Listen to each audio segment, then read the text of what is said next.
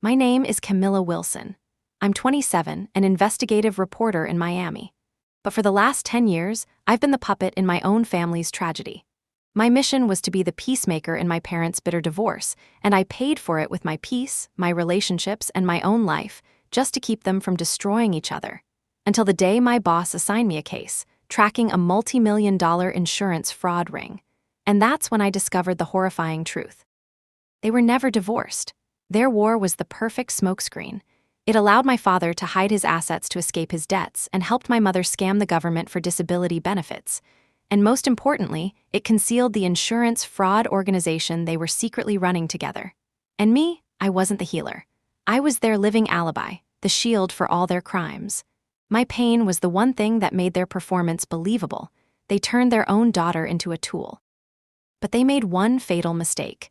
They had no idea what the daughter they exploited was capable of doing. And now, I will write their final indictment, expose every single lie, and bury their criminal empire forever. My phone vibrated against the worn wood of my desk, a familiar, unwelcome tremor. I didn't need to look at the screen. It was 3:15 p.m. on a Tuesday, which meant it was my mother's turn. The war between my parents operated on a schedule more reliable than the Miami Metrorail. I let it buzz, the sound a tiny, angry insect against the focused hum of the newsroom. I was trying to finish transcribing an interview, my fingers flying across the keyboard, but the insistent rhythm was designed to break concentration. It was a weapon, and it always worked. Finally, I snatched the phone. "Hi, Mom." "Camilla, thank God you answered."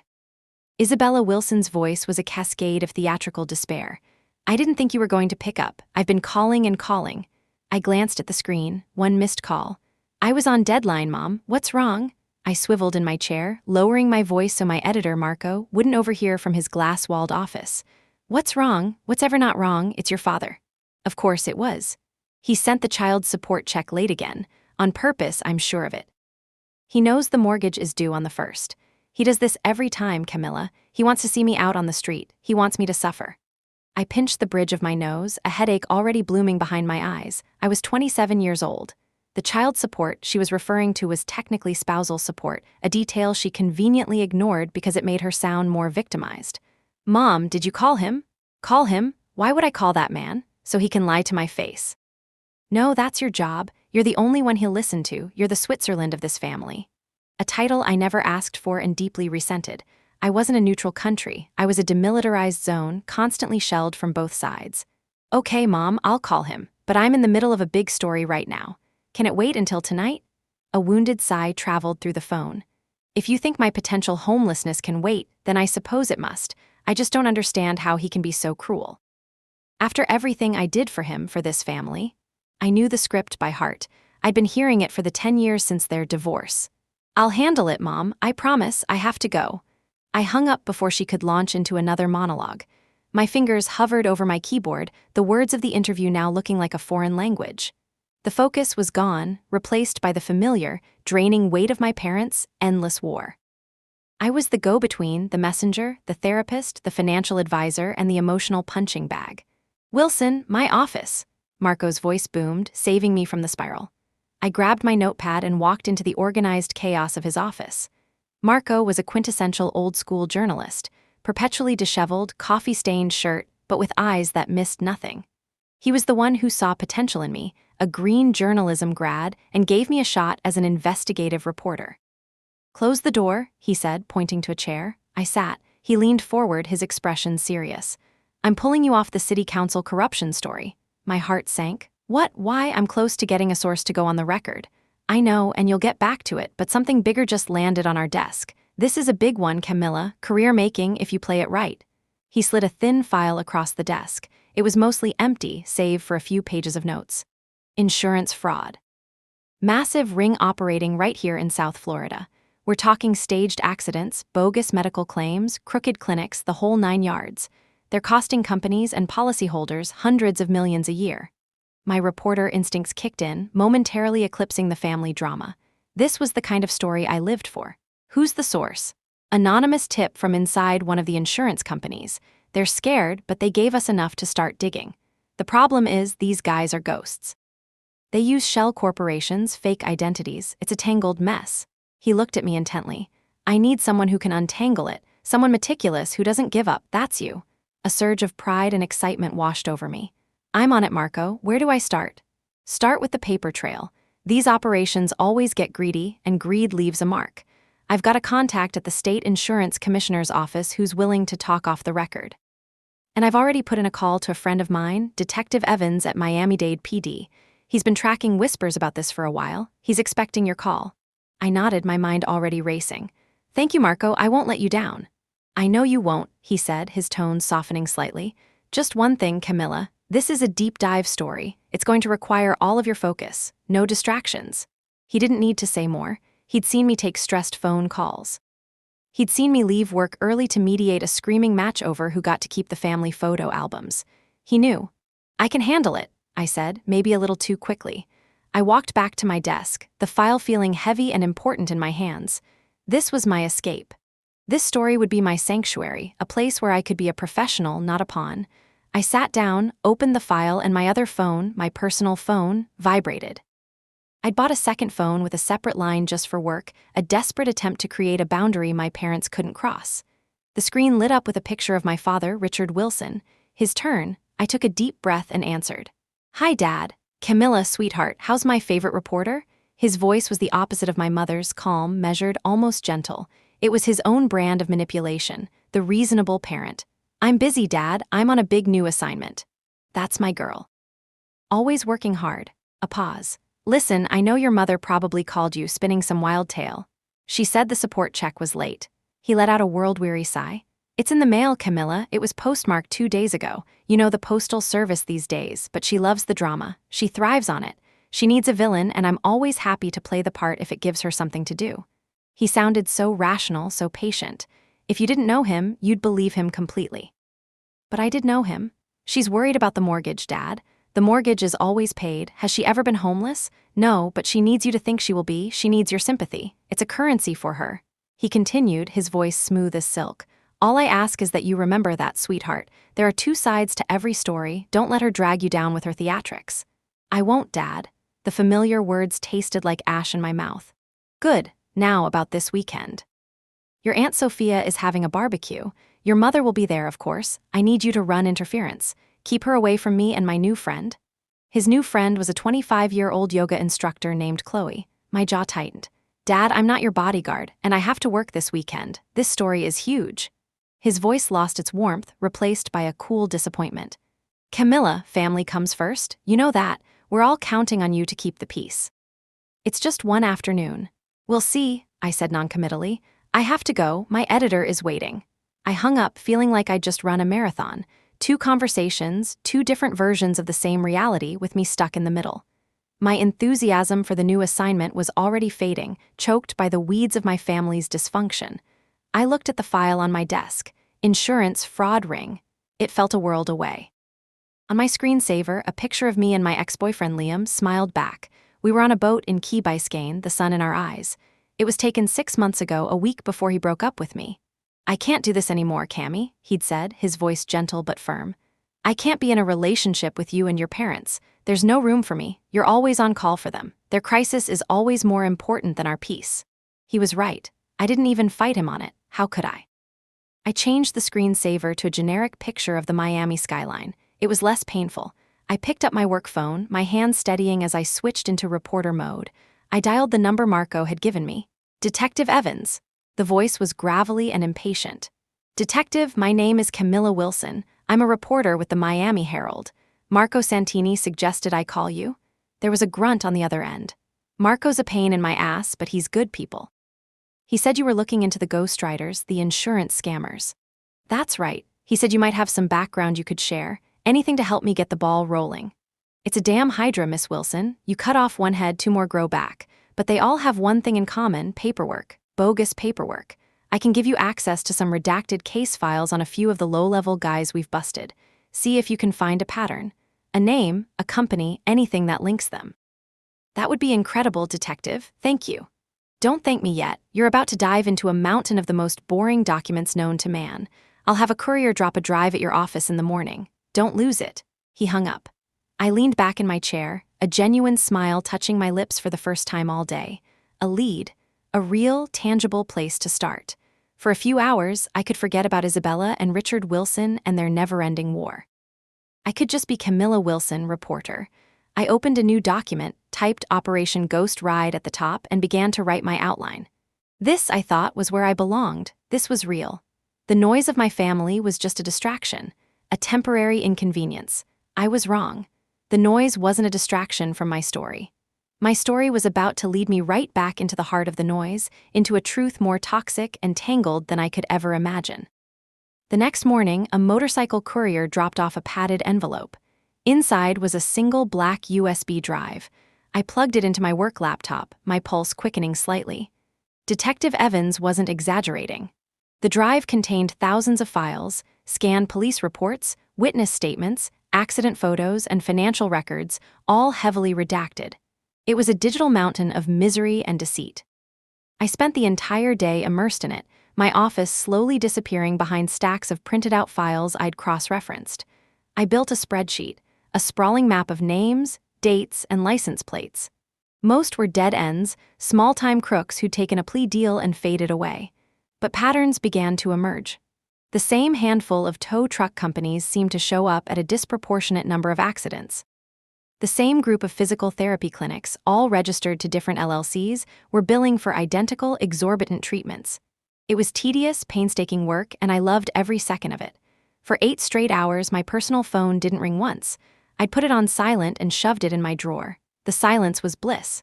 That piece shattered the moment I pulled it out at 6 p.m. 7 missed calls from my mother, 4 from my father, a string of texts. "Mom, are you ignoring me?" "I need to know what he said." "Dad, Cammy, call me back. We need a game plan for the barbecue." "Mom, fine, I see how it is. My own daughter doesn't have 5 minutes for me." "Dad, Sophia is asking what time you'll be there. Don't make this difficult." The weight settled back onto my shoulders, heavy as a lead blanket. I knew I couldn't avoid the barbecue. Refusing to go would ignite a firestorm I didn't have the energy to fight. It was easier to just show up, play my part, and leave as quickly as possible. A strategic surrender. On Saturday, I drove to my Aunt Sophia's house in Coral Gables. Her home was the family's designated neutral ground, a sprawling Spanish-style house with a pristine pool and a garden that was my aunt's pride and joy. Sophia, my mother's sister, believed that if you put enough food on the table and smiled hard enough, any problem could be ignored into submission. I walked through the side gate into the backyard and was immediately hit by a wall of humidity, loud salsa music, and the smell of grilling churrasco. My father was manning the grill with my Uncle Robert, laughing at something his friend was saying. He was holding a beer, looking relaxed and charming. Across the patio, my mother was sitting with a group of her friends, holding a glass of white wine and dabbing at her eyes with a napkin, a portrait of tragic grace. They hadn't looked at each other once, but the air between them crackled with tension. "Cammy, you made it." Aunt Sophia enveloped me in a hug that smelled of expensive perfume and hairspray. "Oh, it's so good to see you. Your mother has been so worried." She lowered her voice to a conspiratorial whisper. "And your father, well, he brought his little friend be nice." I plastered on a smile. "Always am, Tia." Before I could even grab a bottle of water, my mother intercepted me, her face a mask of carefully constructed sorrow. "Camilla, we need to talk." She pulled me toward a secluded corner of the garden behind a massive bougainvillea bush. "Mom, I just got here. Can we not do this today?" "He's flaunting her in my face," she hissed, ignoring my plea. "Look at her. She can't be a day over 22. Does she even know what a mortgage is? He's probably paying for her apartment. With my money. The money he claims he doesn't have to pay me on time." "Mom, please, it's a party." "This isn't a party, Camilla. It's a public humiliation. And you're letting him get away with it. You haven't even gone over there to say hello. You're supposed to be on my side." Her eyes welled up with genuine tears of self-pity. It was her superpower. "There are no sides," I said, the words feeling thin and rehearsed. "I'm going to get a drink." I escaped, my head throbbing, and walked straight into my father's line of fire. He waved me over to the grill, a broad politician's smile on his face. "Cammy, sweetheart, come meet Chloe." He put his arm around the young woman standing next to him. She was, as my mother had predicted, young and beautiful with wide, slightly nervous eyes. She was wearing a sundress that probably cost more than my monthly electric bill. "It's so nice to finally meet you," Chloe said, her voice bright and friendly. "Richard talks about you all the time." "He does?" I asked, glancing at my dad. That was news to me. All good things, I promise, he said, laughing it off. He leaned in, his voice dropping. Listen, your mother is already starting. She's giving Chloe the evil eye. Can you just run some cover? Take Chloe to get a drink, introduce her to some people. Show your mother that we're all adults here. So now I was an ambassador, too. Sure, Dad. I led Chloe over to the drink station, feeling the burn of my mother's glare on my back. Your family is lively, Chloe said, attempting a small smile. That's one word for it, I replied, handing her a soda. Look, don't take it personally. It has nothing to do with you. I know, it's just, Richard made it sound like they had a very amicable split. I let out a short, sharp laugh before I could stop myself. Amicable is not in my parents' vocabulary. The afternoon wore on in a series of these tense, exhausting encounters. I was a shuttle diplomat, ferrying passive-aggressive messages and diffusing potential blow-ups. I listened to my uncle complain about my father, then listened to my father complain about my mother's spending habits. I was pulled into a conversation with my mother's friends, who told me how brave my mother was and how I was such a good daughter for supporting her. Every conversation was a performance. I felt like an actress in a play I never auditioned for. The breaking point came, as it always did, over something trivial. It was time to cut the cake Aunt Sophia had bought. My father made a joke about my mother's infamous inability to cook, and my mother, who had been nursing her 5th glass of wine, stood up. You think that's funny, Richard? She said, her voice carrying across the now silent patio. After I spent the best years of my life in a kitchen making meals you never even bothered to come home for.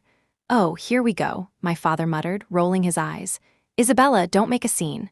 I'll make any kind of scene I want. This is my sister's house. You're the one who brought your little tramp here to disrespect me, Chloe gasped, her face turning pale. Uncle Robert stepped forward, trying to intervene. Okay, Izzy, let's calm down. But it was too late. The grenade had been pulled. The war was on. They started shouting, dredging up grievances from 20 years ago.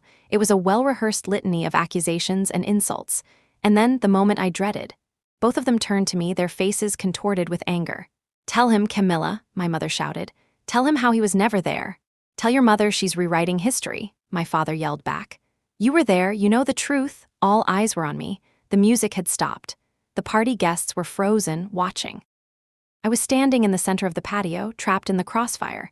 I looked from my mother's tear-streaked face to my father's righteous indignation, and in that moment, something inside me snapped. The exhaustion, the resentment, the sheer absurdity of it all boiled over. I held up my hands. Stop, I said, my voice quiet but firm. Just stop, both of you. They stared at me, momentarily stunned into silence. I'm not doing this anymore, I said, my voice gaining strength. I am not your judge. I am not your jury, and I am not your weapon. This is your war, not mine. Fight it yourselves. I turned and walked away. I didn't look back. I could feel their shock, the collective gasp of the party guests. I walked through the gate, down the driveway, and got into my car. My hands were shaking as I put the key in the ignition. I drove away, the sounds of the party fading behind me. I drove for an hour aimlessly with the windows down, letting the hot, humid air whip through the car. The rage slowly subsided, leaving behind a hollow emptiness. Liam's words echoed in my head. There's no room for me. He was right. There was barely room for me. When I finally got back to my apartment, the sun was setting. The place was quiet, peaceful, my sanctuary. The files for the insurance fraud story were spread across my dining table. I looked at the organized chaos of my investigation, a world of facts and evidence, and then I thought of the emotional chaos I had just escaped. I made a pot of coffee, put my personal phone in a drawer, and sat down at the table. I wasn't going to let them win. I wasn't going to let them derail me. This story was mine. My work was mine. I turned back to the screen, focusing on the spreadsheet. I worked for hours, deep into the night, losing myself in the data. I was tracing the ownership of one of the suspicious physical therapy clinics, a company called Evergreen Wellness Group. The registration papers led to another LLC and another a classic shell game. But I was a good reporter. I kept digging, and then I found it. Buried deep in the digital paperwork of a fourth-tier holding company was a name. A signatory on a bank loan document. The name wasn't a criminal I recognized. It wasn't a name from any other file, but my blood ran cold. I stared at the screen, my heart pounding in my chest, because it was a name I knew all too well. It was the name of my parents' divorce lawyer, Arthur Vance, the man who had supposedly spent years orchestrating their bitter, messy, and public separation. And his name was on the founding documents of a company suspected of insurance fraud. My first instinct was denial. It had to be a coincidence. Arthur Vance was a common enough name. But this Arthur Vance's office address, listed on a supplementary document, was the same one my parents had frequented for years. Sleek, impersonal office in Brickell, where I'd spent countless hours waiting in the lobby as a teenager, listening to the muffled sounds of their arguments. My stomach twisted. What was their divorce lawyer doing connected to a fraudulent medical clinic? My mind raced, trying to connect the dots. It didn't make any sense. My parents hated each other. Their divorce was the central, defining cataclysm of our family's history. It was real. I had lived it. I had the emotional scars to prove it. The late-night screaming matches, the holidays spent shuttling between two houses, the constant loyalty tests, it was all real. Wasn't it? I pushed the thought away. It was too insane, too conspiratorial. This was a lead, a strange and unexpected one, but it was about Arthur Vance, not my parents. He must have other clients, shady clients. I decided to focus on him. On Monday, I went to Marco's office and gave him an update, carefully omitting my personal connection to the lawyer. "Arthur Vance," Marco said, leaning back in his chair and steepling his fingers. "Big-shot divorce attorney, handles half the high-profile splits in Miami. I've heard whispers he's not exactly squeaky clean, but nothing's ever stuck. If he's the money man behind these clinics, you've got a real story." "How do I approach this?" I asked. "I can't just call him up." "No, you dig, quietly, look at his other business interests, his clients, his assets. People like Vance, they don't just have one shady deal. If he's dirty, there's a trail. I want you to work with our legal analyst, Ben Carter. He's a wizard with corporate records and financial documents. Tell him I said to give you his full attention." Ben Carter was a quiet, bookish man in his late 40s who worked in a cubicle overflowing with legal textbooks. He rarely spoke, but he could find a needle in a digital haystack. I explained the situation, and he simply nodded, his eyes lighting up with the thrill of the chase. "Give me everything you have on Vance," he said. For the next week, Ben and I fell down a rabbit hole of shell corporations, real estate holdings, and offshore accounts, all loosely connected to Arthur Vance. We worked late into the nights, fueled by stale coffee and takeout pizza. It was exhilarating. For the first time, I felt like I was part of a team, that the burden wasn't solely on me. Ben was a calming presence, methodical and unflappable. He never asked about my personal life. He just focused on the data. During the day, I was a reporter. At night, when I went home, I was a daughter again. My parents had both called to apologize in their own ways for the scene at the barbecue. My mother cried and said she was just so emotional. My father was logical, explaining that he was under a lot of stress. Their apologies were just another form of manipulation, a way to reset the board so the game could continue. I gave them noncommittal answers, my mind a million miles away, lost in the web of Arthur Vance's finances. One evening, Ben called me over to his screen.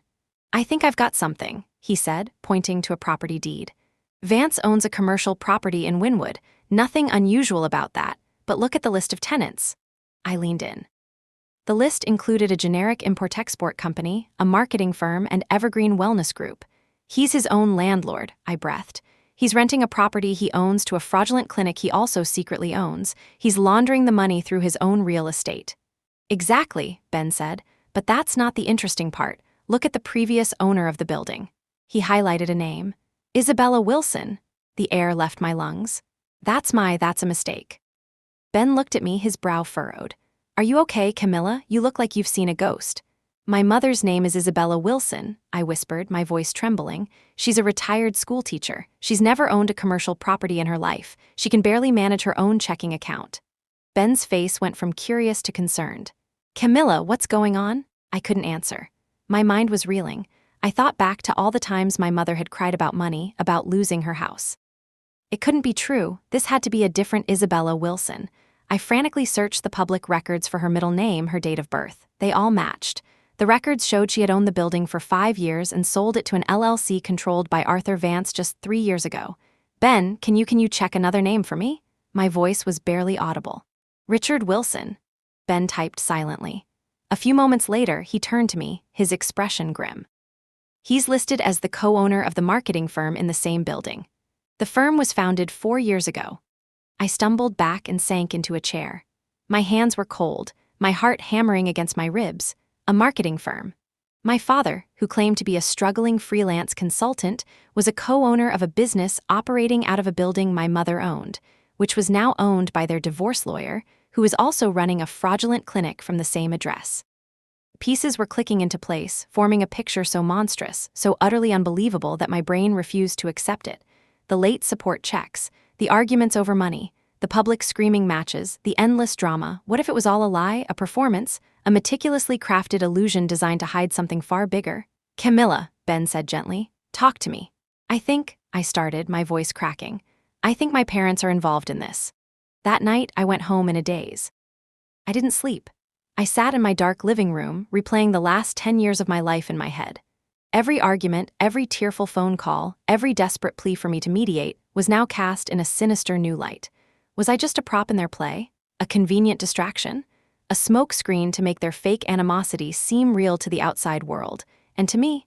The next morning, I went into the office with dark circles under my eyes and a knot of ice in my stomach.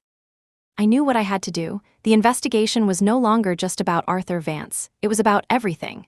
"Ben," I said, my voice resolute, "I need you to pull every financial document you can find on Richard and Isabella Wilson. Bank accounts, credit reports, tax returns, everything. I have to know." "Are you sure?" he asked, his voice full of concern. "This is your family." "I'm a reporter," I said, the words feeling like a shield. "And this is a story. I have to follow it wherever it leads." As Ben started digging, I focused on the human element. I needed to get inside one of those clinics. I found an address for Evergreen Wellness Group in a strip mall in Hialeah. It looked unremarkable from the outside. I decided to go undercover. I put on old clothes, scraped my knee on the pavement outside to make it look plausible, and limped into the waiting room.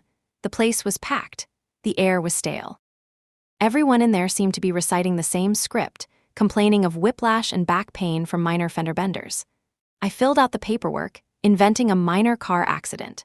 A man in a cheap suit who was clearly not a doctor took me into a back room, poked my neck for 30 seconds, and declared I had a serious cervical sprain. He prescribed 6 weeks of physical therapy, 3 times a week, and handed me the card of a lawyer who could help me get the settlement I deserved. It was a fraud factory, humming along in plain sight.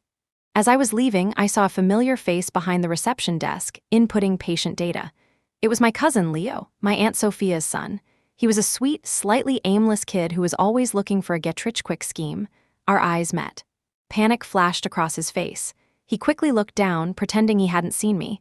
I walked out of the clinic, my legs unsteady. It wasn't just my parents. It was my aunt's son. My whole family was in on it. The barbecues, the forced get-togethers, the carefully managed neutrality of Aunt Sophia's home, it was all part of the act, keeping up appearances, maintaining the lie. I got back to the office just as Ben was printing out a final stack of papers. He didn't say a word. He just handed them to me. They were joint tax returns. For Richard and Isabella Wilson. Filed together as a married couple. Every single year for the past 10 years. I sank into my chair, the papers slipping from my numb fingers. They had never divorced. Not legally. It was all a sham. A long, elaborate, cruel con, and I was the star audience member. The one they needed to convince the most. My entire reality, the foundation upon which I had built my adult life, crumbled to dust in that moment. The war was fake. The hate was fake. And my role as the family savior, the one holding everything together, was the biggest joke of all. The rustle of the tax returns on my desk was the only sound in the suffocating silence of my cubicle, married filing jointly. The words swam before my eyes, mocking me. 10 years of returns, 10 years of lies, my father's cool disappointment, my mother's frantic tears. It was all theater, a decade-long performance for an audience of one. "Camilla," Ben's voice was a soft intrusion. He was standing by my desk, holding a cup of coffee. He placed it gently beside my hand. "I'm sorry." I looked up at him, my eyes blank. "Why?" I asked, the question hanging in the air. "Why would they do this? Why would they lie to me?" Ben pulled up a chair. "I don't know, but I can guess. Look at this." He pointed to a line item on the earliest tax return from 10 years ago, a massive business debt. "It looks like your father's consulting business went under and he owed a lot of money, the kind of debt that could bankrupt a family." He then pulled up another document. It was a file from the Social Security Administration. An application for disability benefits for my mother, filed 9.5 years ago. It cited severe depression and anxiety stemming from a contentious divorce, making her unable to work. The pieces began to fall into place, each one colder and sharper than the last. "So they faked the divorce," I said, my voice flat, devoid of emotion. He could hide his assets from creditors by giving them to her in a divorce settlement that never legally existed, and she could claim disability based on the emotional trauma of a fake separation. And it spirals from there, Ben added, his voice grim. The fraud gets bigger. A fake medical clinic to generate untaxable cash, a shell company to launder it. They needed a narrative, a believable, public-facing story that would explain their separate lives and financial struggles. The bitter, warring exes was the perfect cover. But one question still burned in my mind. But why involve me so deeply? Why make me the go-between? Why put me through all that? You were the linchpin, Camilla, Ben said softly. You were the proof. If their own daughter believed the divorce was real, if she was living the daily trauma of it, then who would ever question it? You weren't just an audience. You were their alibi. His words hit me with the force of a physical blow. An alibi. My pain, my anxiety, my sacrificed relationships, my entire adult identity as the dutiful, peacemaking daughter, it was all just a tool, a component in their criminal enterprise. The love I thought I was showing, the responsibility I thought I was shouldering, was just fuel for their machine. I stood up abruptly. I need some air. I walked out of the newsroom, past the curious glances of my colleagues, and took the elevator to the roof. The Miami skyline glittered in the afternoon sun, a city of glass and steel that suddenly felt like a facade. I stood at the edge, the wind whipping my hair, and I didn't feel anger. Not yet. All I felt was a profound, hollow emptiness. A sense of vertigo, as if the ground beneath my feet had vanished. Who was I if not the daughter of divorced parents? What was my life if its central conflict was a fabrication? I thought of Liam. There's no room for me. He hadn't been pushed out by their needs, he'd been pushed out by their lies. The very foundation of my life was a fraud. I stayed on that roof for an hour, letting the wind dry the tears I didn't realize I was crying. The emptiness slowly began to curdle, hardening into a cold, clear resolve. They had used me. They had used my love and my loyalty as a shield. They had built their house of cards on my back, and I was going to be the one to knock it all down. I went back downstairs, my expression set like stone. I walked straight to Marco's office. Ben was already in there, the files laid out on the table. Marco looked at me, his eyes full of a mixture of pity and journalistic excitement. I read the file, he said simply. I'm sorry, kid, truly, but this is one hell of a story. I know, I said, my voice steady. And I'm going to write it, but I need to do one more thing first. I need to talk to them. I need to hear them say it. Are you sure that's a good idea? Marco asked. From a legal standpoint, it might be better to keep your distance. This isn't about the story anymore, Marco. Not this part. This is for me. That evening, I did something I had never done before. I called my mother and father and told them to meet me, together, at my apartment. The silence on the other end of the line was telling. Together? My mother asked, her voice laced with confusion. But Camilla, you know your father and I can't be in the same room. Just be here, 8 o'clock, both of you, it's important. I didn't give them time to argue. I hung up. I spent the next 2 hours preparing for battle. I laid out the key documents on my coffee table, the joint tax returns, the property deed with my mother's name, the business registration with my father's, the disability application. Each one was a piece of ammunition. At 8 o'clock sharp, the doorbell rang. I opened it to find both of my parents standing there, an awkward foot of space between them.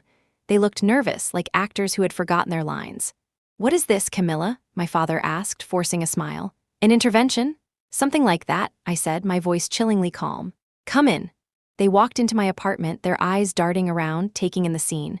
They saw the files on the table and their composure began to crack. My mother's hand fluttered to her chest. My father's smile vanished. What's all this? My mother asked, her voice a high-pitched quaver. It's my new story, I said, gesturing for them to sit on the couch. They sat, perched on the edge like birds ready to take flight. I remained standing. It's about a massive insurance fraud ring in Miami. Staged accidents, fraudulent clinics, money laundering. It's quite a story. But the most interesting part is the people behind it. A husband and wife team. They're very clever. For years, they built this elaborate cover story to hide their crimes. They pretended to get a divorce. I paused, letting the words hang in the air. My mother's face went pale. My father stared at the floor, his jaw clenched. They told everyone they hated each other, I continued, my voice a low, steady monotone. They even convinced their own daughter. They used her. They made her their messenger, their mediator. They made her believe that their happiness, their very survival, depended on her. They turned her into a walking, talking alibi, all while they filed joint tax returns, ran businesses together, and built a criminal empire. I looked from one to the other. Sound familiar? My mother burst into tears. But this time, they weren't the crocodile tears I was used to. They were real, ragged sobs of someone who had been caught. Camilla, we can explain. Can you? I shot back, my voice rising for the first time. Can you explain this? I slapped the top tax return. Or this. I pointed to the deed. Can you explain 10 years of lies? Can you explain turning your daughter's life into a circus, a performance, just so you could cheat and steal? My father finally looked at me, his eyes pleading. It wasn't like that, sweetheart. It started small. We were in trouble. We were going to lose everything. It was just a way to stay afloat. Stay afloat? I laughed, a harsh, bitter sound. You're not just afloat, Dad. You have a marketing firm. Mom, you own commercial real estate. You have money, a lot of it, all built on a foundation of lies. And you paid for it with my life, with my peace of mind. We were going to tell you, my mother whispered through her tears. Someday. When? I demanded. When were you going to tell me? When you were on a beach in the Cayman Islands, sipping cocktails bought with blood money? Or were you just going to let me keep playing the fool forever? They had no answer. They just sat there, their faces a mixture of shame and fear. The powerful, warring figures who had dominated my life were suddenly small, pathetic. I want to know one thing, I said, my voice dropping again. The fights, the arguments, the drama, was any of it real? Was there ever a single moment of genuine emotion, or was it all just part of the script? My father looked at my mother, a flicker of something unreadable in his eyes. It was my mother who answered, her voice barely a whisper. At first, we had to practice. But after a while, the lines just became who we were. The admission was more devastating than any of the financial evidence. They had lied for so long they had become the lie. Their entire relationship, and by extension, my relationship with them, was a fiction. I stood there, looking at these two strangers who had raised me. The anger I expected to feel was gone, replaced by a vast, cold pity. They weren't master criminals. They were just weak, frightened people who had made a series of terrible choices and were too cowardly to stop. They had sacrificed their own integrity, their own identities, and their own daughter for money. Get out, I said, my voice hollow. Camilla, please, my father started. We can fix this. No, I said, pointing to the door. You can't. The story is running, the real story, and I am going to write every single word of it. Now get out of my house. They stood up, defeated. As they walked to the door, my mother turned back, her face streaked with tears. We did it for you too, she said desperately, so you could have a good life. I looked her dead in the eye. The only thing you ever gave me was a lead on a great story. They left. I closed the door behind them and leaned against it, the adrenaline finally leaving my body. I was alone, truly alone, for the first time in my life. The family I had fought so hard to keep together had never existed at all. And in the strange, terrifying quiet of that realization, I felt something I hadn't felt in a very long time, free. The freedom was terrifying. For my entire adult life, my schedule, my emotions, and my finances had been dictated by the gravitational pull of my parents' manufactured crisis. Now, in the silent aftermath of their departure, there was a vacuum. No frantic calls to anticipate, no emotional fires to put out. The quiet in my apartment was absolute, and in it, I felt the full weight of the emotional architecture that had just collapsed. Who was I without them to fix? The first few days were a blur of methodical work. I threw myself into the story with a detached, surgical focus. It was the only way to keep the overwhelming sense of betrayal at bay. I compartmentalized. Camilla the daughter was locked in a room in the back of my mind, numb and silent. Camilla the reporter was in charge. I sat with Marco and Ben and laid out the entire sordid tale. I didn't spare a single detail, from my role as the family mediator to my cousin Leo working at the clinic. Marco listened intently, his expression unreadable. When I finished, he was silent for a long moment. First, he said, his voice softer than I'd ever heard it. As your boss and your friend, I'm telling you to take some time off. What you've just been through is unimaginable. No, I said immediately. The only way I get through this is by finishing it. I need to see this through to the end. He studied my face, then nodded slowly. All right, but you're not doing it alone. Ben stays with you on the data, and I'm assigning another senior reporter, Jessica Riley, to co-author. She'll handle the interviews and the street-level stuff. Your byline will still be on it, front and center. But this is too personal for you to be the only one carrying it. It's for your protection and for the integrity of the story. I wanted to protest, to say I could handle it myself, but I knew he was right. I was too close. My objectivity was compromised, replaced by a cold, burning rage. Jessica was a seasoned pro, tough but fair. I trusted her. Okay, Marco, thank you. "One more thing," he said, his voice turning firm. "Your family, they're going to try to contact you, to pressure you to manipulate you. You will not speak to them. Not a phone call, not a text. All communication goes through the Herald's legal department. Understood? Understood." The work became my refuge. While Jessica hit the streets, interviewing disgruntled former employees of the clinics and pressuring the tow truck companies, Ben and I built an airtight case on paper. We mapped out the entire network of shell corporations, tracing the flow of money from the insurance companies to the clinics, through the real estate holdings, and finally into personal accounts belonging to my parents, Arthur Vance, and a few other key players. The scale of it was staggering. It wasn't just a small-time grift. It was a multi-million-dollar empire built on phantom injuries and fabricated pain. And the cost wasn't just financial. We found records of people with real injuries who were denied or had their claims delayed because the insurance companies were bogged down fighting the flood of fraudulent ones. Their crime had real victims. As predicted, my family's attempts to reach me were relentless. My personal phone, which I'd started leaving at home, became a log of their desperation. Dozens of missed calls a day, texts that cycled through every possible emotion. From my mother, "Camilla, my baby, please don't do this. You're destroying your own family. We can give the money back. We can fix it. Don't throw your own mother in jail." From my father, "You're being naive. You don't understand how the world works. This story is going to ruin you, not us. We have the best lawyer. Think about your future." From Aunt Sophia, "Mija, your mother is a wreck. She's not eating. Whatever this is about, family is more important than work. Please call her." And from my cousin Leo, a single, terrified message. "Cammy, I didn't know how deep it went. I swear. I just needed a job. Please don't let them send me to prison." Each message was a small, poisoned dart designed to find the old, familiar weaknesses, my guilt, my sense of responsibility, my desire for peace. But the person they were trying to reach didn't exist anymore. She had been a fictional character, and I refused to play the part. I forwarded every message to our legal department and went back to work. The hardest part was confronting the personal artifacts of their lie. One night, unable to sleep, I pulled out an old box of photos. There was one of me at my high school graduation, standing between my parents. They were on opposite sides of me, a visible gap between them, their smiles strained. At the time, I'd thought it was just the awkwardness of the divorce. Now I saw it for what it was, a pose. A carefully staged photo for the family album, another piece of evidence for their fiction. I saw another of me at Christmas, age 19, opening a gift. My mother was sitting on the armchair to my left, my father on the couch to my right. I remembered how I had spent the entire day shuttling between them, trying to make sure they both felt included, exhausted by the effort. The photo captured my strained smile, the weariness in my eyes. The whole box was a collection of props from a play I didn't know I was in. I closed the lid and pushed it back into the closet. A breakthrough came a week later.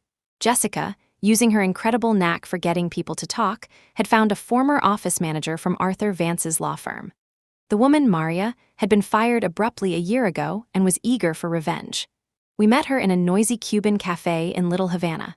Maria was a sharp, impeccably dressed woman in her 50s. She was nervous, but her anger was stronger than her fear.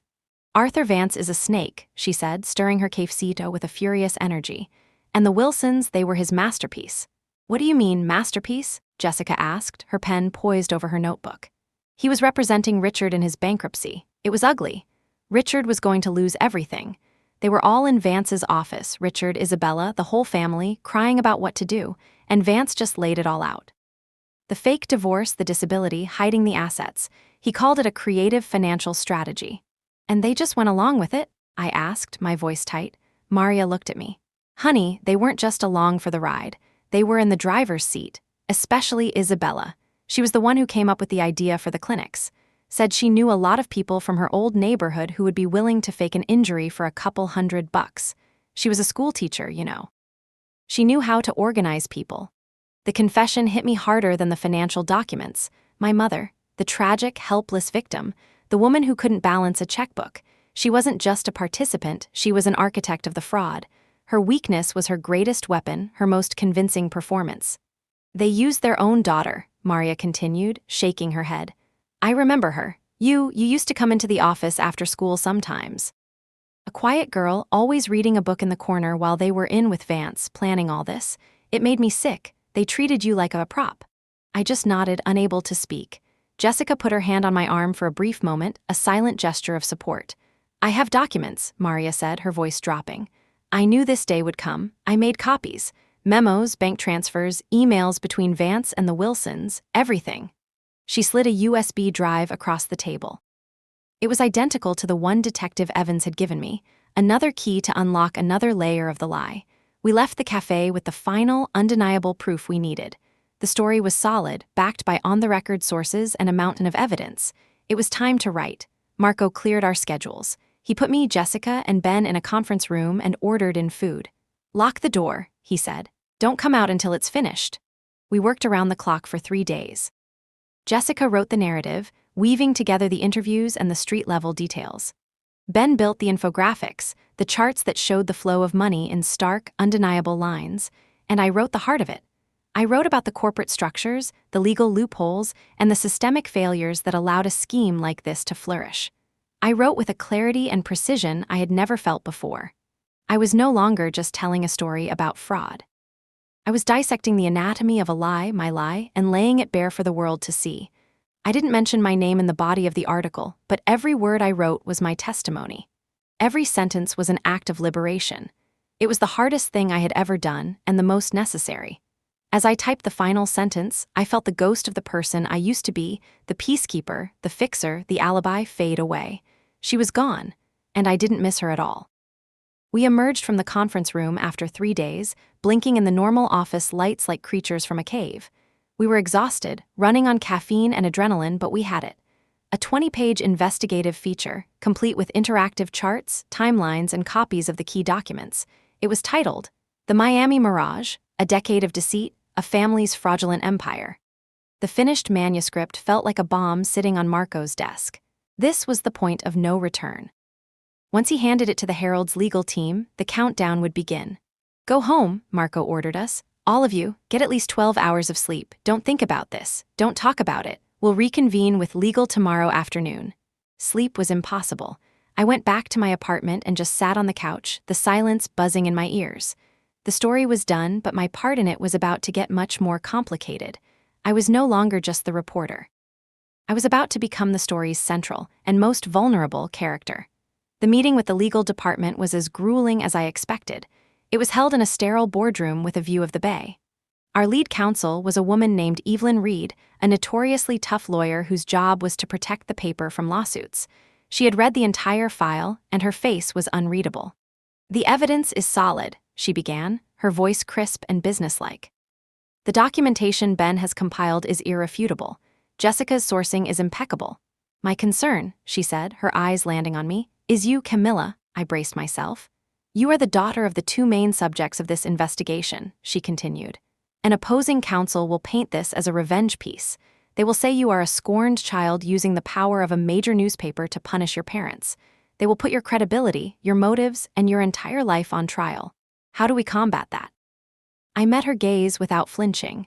The question didn't anger me. It was the question I had been asking myself. We combat it with the truth, I said, my voice clear and steady. My personal story is the context, but it is not the evidence. The evidence stands alone. The joint tax returns are not a daughter's revenge, they are federal documents. The corporate registration papers are not my opinion, they are public records. The on-the-record testimony from multiple sources is not my narrative, it's their first-hand account. My relationship to the subjects is the reason I was in a unique position to uncover the depth of their deception, but it is not the foundation of the article. The facts are the foundation. That's why Jessica confirmed every source independently. That's why Ben's data is unimpeachable. The story would be true even if I had never existed. Evelyn held my gaze for a long moment, then gave a slight, almost imperceptible nod. She turned to Marco. She's right, the story is bulletproof, but she needs to be prepared. The moment this goes live, her life as she knows it is over. She knows, Marco said quietly. The story was approved. Publication was set for Sunday evening to be the front-page lead for the Monday morning paper. I had 4 days. 4 days until the world knew my family's secret and my secret pain. I spent those 4 days methodically dismantling my old life. I went to a different part of the city, a quiet neighborhood near the ocean, and signed a lease on a new apartment. It was smaller than my current place, but it was bright and clean, and most importantly, it was a blank slate. I arranged for movers to come on Monday morning. I packed boxes, sorting through the artifacts of a life built on a lie. I threw away old photos, birthday cards with hollow sentiments, everything that tied me to the fiction. It was painful, but it was also a cleansing. With each item I discarded, I felt a little lighter. On Saturday afternoon, I did something I thought I would never do. I looked up Liam's number and called him. He answered on the second ring, his voice full of surprise. "Cammy, is everything okay?" "Hi, Liam," I said, my voice softer than I expected. "Yeah, I'm okay. I know this is random, but I just wanted to call and say I'm sorry." There was a silence on the other end. "Sorry for what?" "For everything. For never having room for you, for always being on call, for letting my family's chaos consume our peace. You were right about all of it, I couldn't see it then, but I see it now." I could hear the smile in his voice. "Wow, Cammy, you don't have to apologize, I understood." "I know, but I needed to say it. I hope you're happy, Liam." "I really do." "I am," he said gently, "and I hope you find your peace too. It sounds like you're on your way." We hung up and I felt a final, quiet click of a chapter closing. I hadn't called for forgiveness or for a second chance.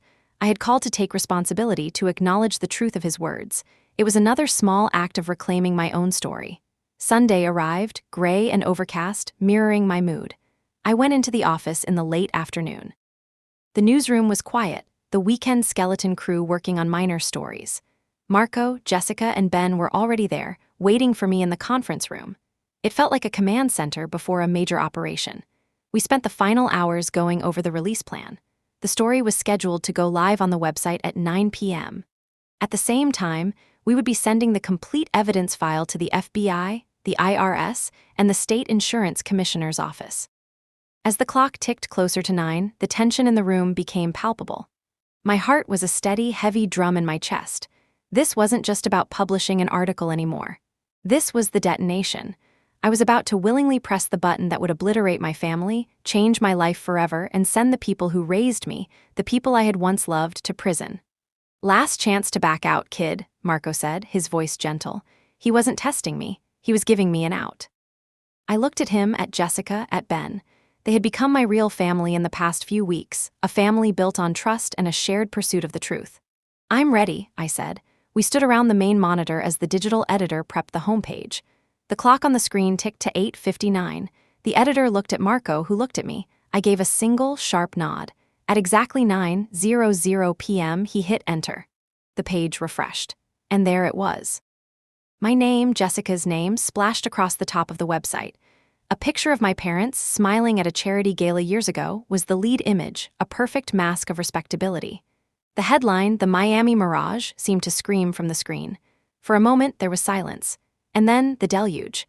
My work phone, which was on the table, lit up. Then it vibrated. Then it began to buzz and ring nonstop, a frantic, unceasing alarm. News alerts from other outlets that had picked up the story, social media notifications, my name trending on Twitter, emails flooding my inbox. It was an explosion of digital noise. Jessica put her arm around my shoulder. Ben gave me a solemn nod of respect. "You did it, Camilla," Marco said, his voice thick with pride. "You told the truth." I looked at the phone, vibrating itself across the conference table like a dying animal. It was the sound of my old world shattering. But amidst the chaos, I felt a strange sense of calm. The secret was out. The lie was dead. Later that night, long after I had left the office, I stood in my new, empty apartment. The movers were coming in the morning. All I had was an air mattress and a box with a coffee maker. The city lights twinkled through the big, bare windows. My personal phone, which I had retrieved from my old apartment, lay on the floor. I picked it up. 317 missed calls and texts. I didn't read them. I held down the power button until the screen went black. The world outside was screaming my name. News channels were talking about my family. The life I had known was in flames. But in that empty room, with the phone dark and silent in my hand, all I could feel was a quiet, profound, and utterly complete peace. The noise was finally over. The days that followed were a whirlwind. The Miami Mirage didn't just make a splash, it created a tsunami. The story was picked up by national news outlets, and the details of my family's decade-long deception became a sensation. My name and face were everywhere. I was simultaneously lauded as a hero of investigative journalism and vilified as a monstrous, disloyal daughter. I ignored all of it. I kept my head down, lived out of boxes in my new apartment, and let the Herald's legal team and Marco handle the fallout. As predicted, the official investigations were swift. Armed with our meticulously organized evidence, the FBI and IRS descended on my parents, Arthur Vance, and their network. Arrests were made. Assets were frozen. The clinic was shut down. My cousin Leo, taking a lawyer's advice, was one of the first to cooperate, giving prosecutors a detailed account of the day-to-day fraud in exchange for a plea deal. The house of cards collapsed with breathtaking speed. I never spoke to my parents again. I saw them on the news, being led into the federal courthouse in handcuffs, their faces pale and stunned. My mother looked frail and terrified. My father looked old and defeated. For a fleeting moment, I felt a pang of something, not love, not pity, but the ghost of a connection, a sorrow for the family we could have been if they had made different choices. But the feeling passed. They were the subjects of a story now, characters in a narrative of their own creation. They were no longer my mother and father. The legal process dragged on for months. I was called to give a deposition, a formal, sterile proceeding where I recounted the facts under oath. I answered the questions from the federal prosecutors and my parents' defense attorneys with the same detached clarity I'd used in the article. I was a witness, nothing more. During this time, I found a new rhythm. My life became small, quiet, and intentional. I walked on the beach in the mornings. I explored my new neighborhood. I reconnected with old friends, the ones who had drifted away during the years I was consumed by my family's drama. They didn't ask questions. They just welcomed me back. For the first time, I was living my own life, not reacting to a manufactured crisis. I was discovering who Camilla Wilson was when she wasn't a peacekeeper or an alibi. I learned that she liked quiet nights, bad sci-fi movies, and the taste of fresh squeezed orange juice. It was a slow, gentle process of self-discovery. Marco had given me an indefinite leave of absence, but after 6 months, I knew I was ready to go back. Walking into the newsroom felt like coming home. My colleagues, who had given me a respectful distance, greeted me with warm smiles and quiet nods. There was an unspoken understanding. I had been through the fire, and I had survived. The story wasn't over. My parents and Arthur Vance were ultimately convicted on multiple counts of fraud, money laundering, and conspiracy. They received lengthy prison sentences. The headlines announcing their convictions felt like the final chapter of a book I had long since finished reading. It was a distant echo, not a present pain. 1 year after the story broke, I was sitting at my desk, working on a new investigation, this time about corruption in the city's zoning board, when Marco dropped a letter on my keyboard. It was from the Pulitzer Prize Board. The Miami Mirage was a finalist. We didn't win.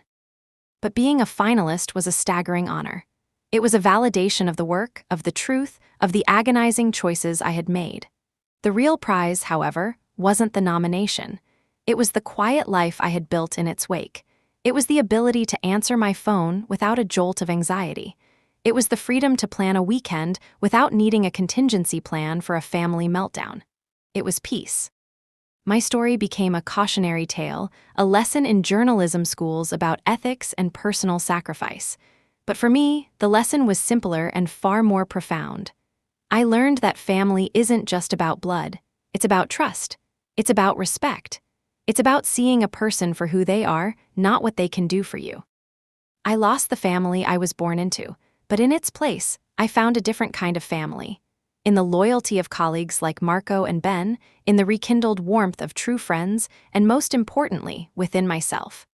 I learned to trust my own instincts, to honor my own peace, and to be the unwavering guardian of my own truth.